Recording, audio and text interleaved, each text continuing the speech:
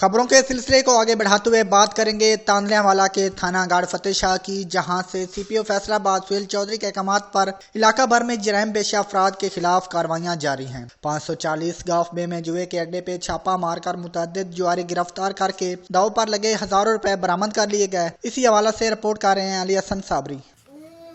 जी, थाना गढ़ फतेह शाह के इलाका में सीपीओ फैसलाबाद सुहेल चौधरी के अहकामात पर जराइम पेशा अफराद के खिलाफ बिला तफरीक ताबड़तोड़ कार्रवाइयों का सिलसिला जारी है।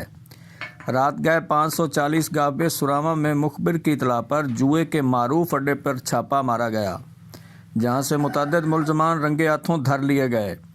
दाव पर लगे हजारों रुपए बरामद। पुलिस थाना गढ़ ने मुलजमान के खिलाफ मुकदमा दर्ज करते हुए मजीद तहकीकात का आगाज कर दिया है। इस मौका पर मीडिया नुमाइंदगान से बात करते हुए SHO हसन अस्करी का कहना था कि ऐसे जराइम पेशा लोगों के खिलाफ मजीद कार्रवाइयां भी जारी रहेंगी। जी।